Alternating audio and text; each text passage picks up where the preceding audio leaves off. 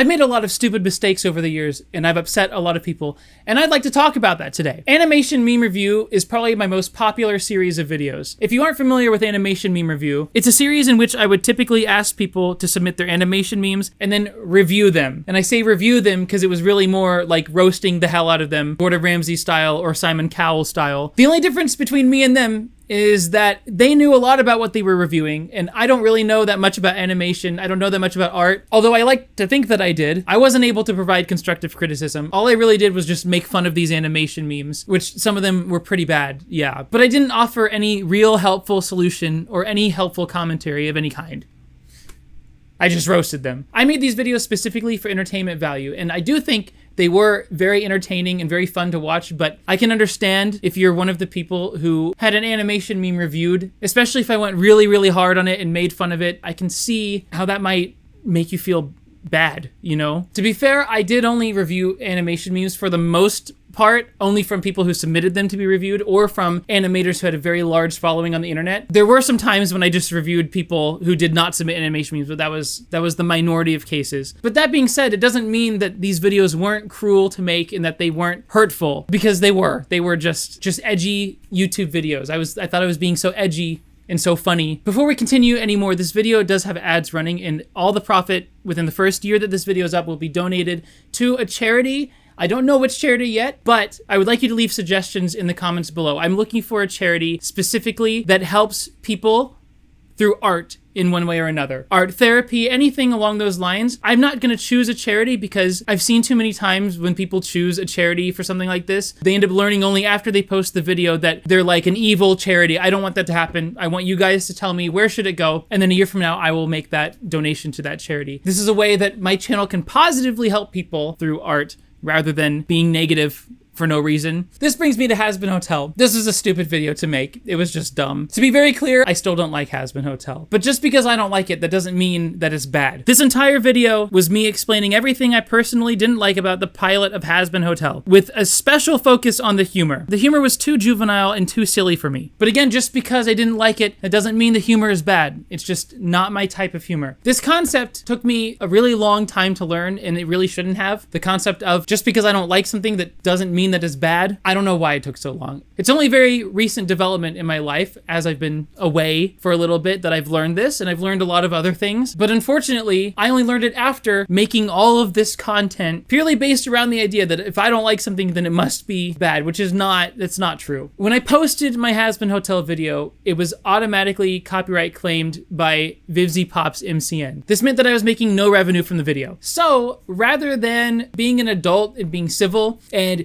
DMing Vivzy Pop or reaching out to the MCN privately, I decided to go on Twitter and publicly cause a scene. And I've been known to do stuff like this quite a few times. I really don't know why. So after I acted immaturely and caused a scene on Twitter, Vivzy Pop blocked me on Twitter. And when people asked why she did that, she explained that I was a reactionary just looking to cause trouble, which I didn't think that I was doing that at the time, but looking back, yeah, that's pretty much exactly what was happening. The reason I got so mad about it was because at the time that I posted my review, it was the only one that had a copyright claim, and it was the only one that was negative. All the other reviews did not have any copyright claims. So I thought there must be some type of bias going on here. There must be something at play here, when really it was probably just a misunderstanding, or it was probably just an automatic algorithm thing that had nothing to do with bias. I just assumed that my video in particular was targeted, which was stupid, because when you assume, you make an ass out of you and me. I should have just reached out privately, not publicly, and resolved the situation there. It would have been really simple. And when I did reach out to the MCN, it was as simple as just saying, hey, I made this video, you have a copyright claim on it, it's fair use, and they were like, okay, we'll remove it. That's all that had to happen. It was that easy. I should have just done that from the beginning. So to Vivzy Pop, I would like to apologize for causing such a massive scene for no reason and acting like a child. I don't know why I thought that would be a good idea. Another major controversy of mine was the Kiro the Wolf is Innocent video. Again, this was a stupid idea. I don't know.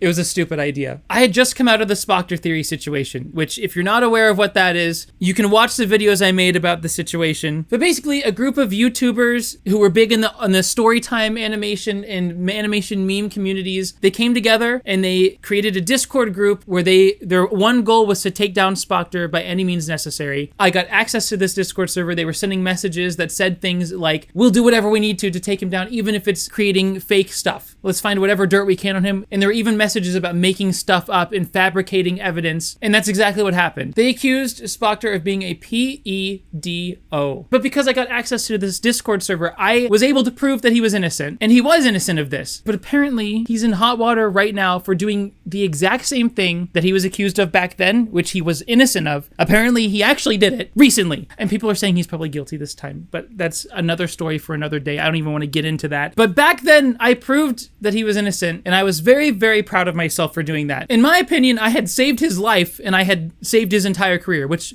it was true. So when the accusations first came out about Kiro the Wolf, shortly after the Spoctor theory incident, I had the very naive belief that the exact same thing that happened to Spoctor was happening to Kiro the Wolf. When the Spoctor theory situation first happened and the evidence first came out about Spoctor, I noticed that everything was like really weird and fishy, so I made a video saying, hey, Spoctor theory, I don't know if he's guilty. He might be innocent. I don't know. This is weird. This is a shady situation. So I did the same thing with Kiro the Wolf situation when the evidence first came out, right? And Kiro's accusations, by the way, was that he's a zoo, Phile. The whole concept of my video was that there's not enough evidence to know whether he's innocent or guilty yet. And at the time when the video came out, there wasn't enough evidence. So the whole point of the video was that we have to wait before jumping to conclusions, which I still believe is a good message. But what did I decide to title this neutral video? Kiro the Wolf is innocent. That was what I thought was the smartest decision. My thinking at the time was that the title would draw people in out of shock, but that they would watch the video, and at the end of the video, they would be like, wow, okay, that makes sense. But that didn't happen. No one watched the video. They just looked at the title, and they thought that I was supporting and defending a zoo, Phile. So that was just like really stupid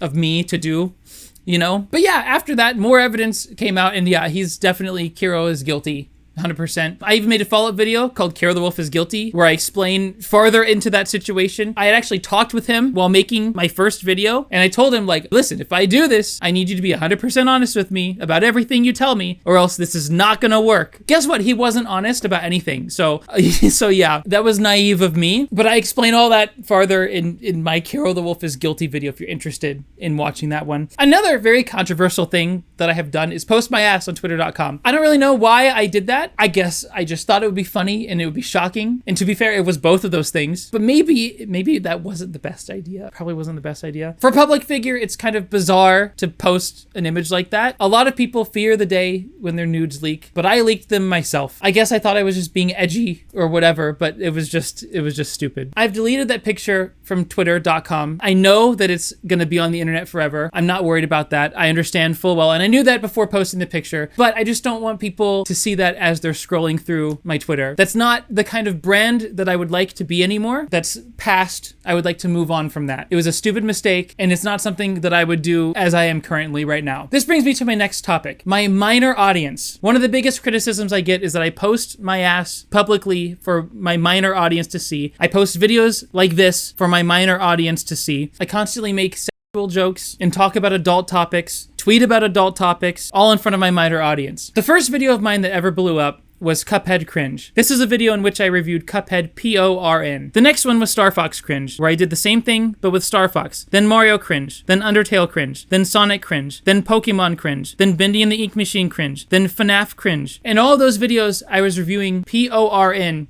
of those games. Now, in my personal opinion, videos in which you are reviewing Porn are not suitable for children. They've never been suitable for children. That's what blew my channel up. And those are the types of videos that I'm known for. After that, I created the animation meme review series. The very first animation meme I ever reviewed in animation meme review was an animation meme that was overly for no reason, and this is a trend that would continue in many animation memes that I reviewed. Again, in my personal opinion, this is not content that is suitable for children. Even the animation meme reviews and any other videos that I made that didn't contain images like this, all of them have adult language. They all have adult jokes, adult humor, because I am an adult. That's how I talk. I'm not trying to talk to an audience of children. I am talking as myself. My videos are not Sesame Street. They've never been intended for children. They're edgy YouTube videos with adult humor, adult concepts, and adult language. If we look at my YouTube analytics, it says that minors make up one of the lowest groups of people who watch my videos. Now look, I know people can lie about their age when signing up for YouTube, and I know that there are definitely minors who watch my content. But to be very frank,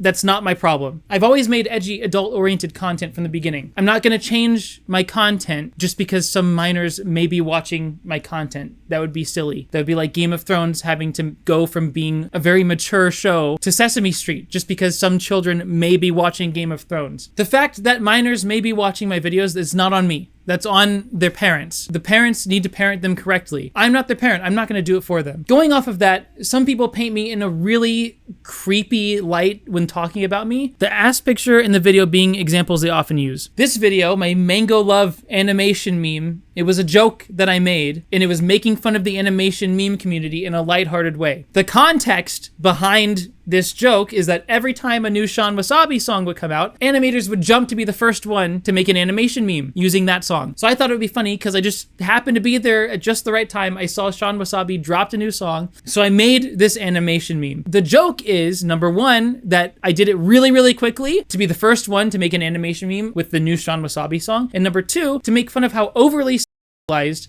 animation memes are for no reason. It starts with me dancing fully clothed, and as the song goes on, I slowly remove my clothing to where there's nothing. Again, I was making fun of how overly sexual animation memes can be, and everyone who watched it at the time I posted the video, they understood the joke. They thought it was funny. No one had an issue with this video until recently. I also age restricted the video, and I set it manually to be age restricted. I don't know why it says that YouTube chose to age restrict it, because usually what that means is that the creator did not age restrict it, but I did. I promise you I age restricted the video. I don't know why it says this, but because of that, people think that I did not age restrict the video and that YouTube did it for me. That's not true. I have no way to prove that to you. You're just gonna have to take my word for it. But it was really, really weird. I manually age restricted it, and then I got an email a couple hours later that said, oh, we've decided to age restrict your video. And I was like, it's already age restricted. Even if that weren't true and I didn't age restrict it, everything's blurred. It's not, this video is no worse than this scene from Regular Show.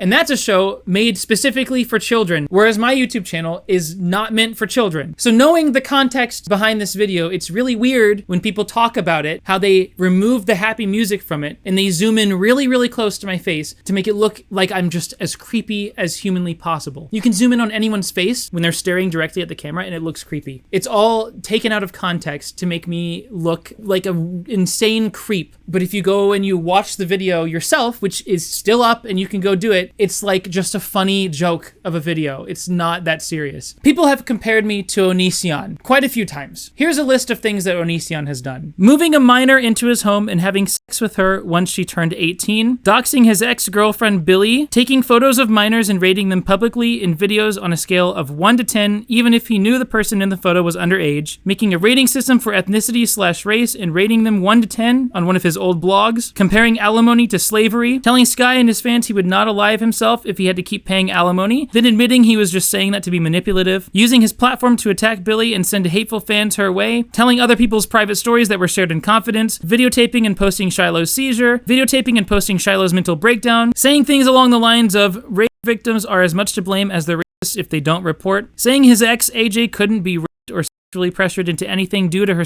partner count, driving at least 2 girls, Shiloh and Kai, as Kai was female at the time, under the age of 18 to other states to sleep with them legally, dating and marrying Kai while they were underage, cheating on Kai and trying to turn it into a semantics game to escape accountability for it, saying all meat eaters are murderers and banning them from his forums, kicking people out of the forums for ever disagreeing with him, saying in a debate with Blair White that he likes girls of all ages, even if they are not developed as long as they're mature, the demonizing of any YouTuber who calls him out despite him making millions of clicks from Eugenia Cooney's struggles. Here here are the things that Onision has done that I have also done. Using his platform to attack Billie and send hateful fans her way. I have before used my platform to send hateful fans towards other people. That was wrong of me to do, and it's not something I would do now. Kicking people out of the forums for ever disagreeing with him. There's been some times when I've kicked people out of my Discord that I used to have for disagreeing with me, which is immature and stupid, but I did it a couple times. The demonizing of any YouTuber who calls him out, that's something that I would commonly do back in the day, is anyone who disagreed with me or called me out. In my mind, that just meant that they're just a terrible person, right? Even if what they were saying was true. So yeah, there's like a couple things there, but that doesn't even compare at all to the insane list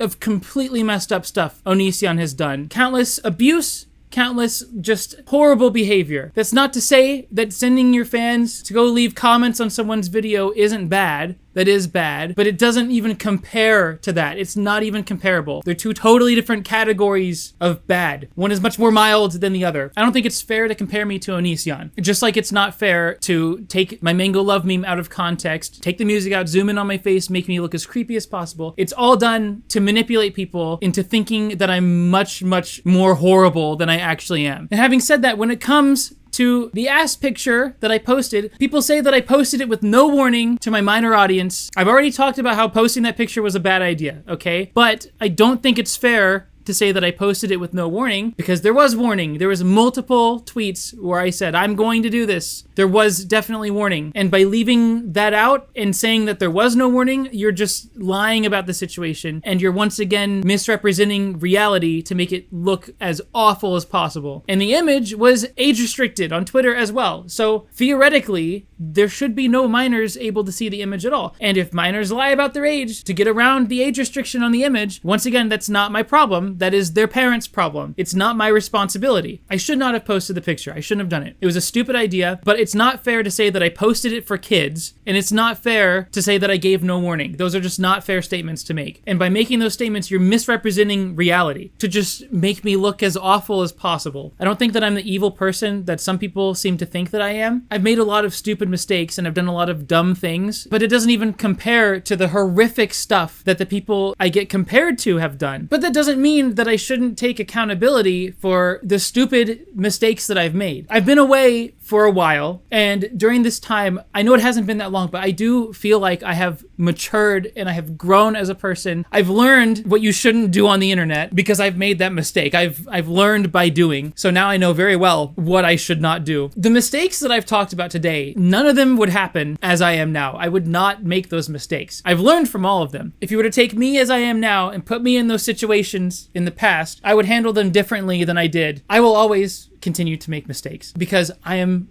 a human. I just want to do a better job at avoiding the really stupid, dumb mistakes that should never have happened. And when I do make a mistake, I want to do a better job at acknowledging it and taking accountability for it. That all being said, I don't know if I will ever make videos again, but if I were to do it, I would want them to be much more positive and less harmful, much more positive and much more uplifting, rather than going after people and making fun of them and dragging people down. I want to do the opposite of that. I have no idea what that would even look like, what I would even make, but I don't want to make the same stuff that I did before. If I were to do it, I would want people to leave my videos feeling good about themselves and feeling like they got value out of what they watched, while still being entertaining and funny and still being even a little bit edgy, but like not the same kind of edgy, a more wholesome type of edgy. That is all for today. I just wanted to talk about all this stuff because it's been on my mind a lot, and I wanted to give you my perspective of everything. Bye!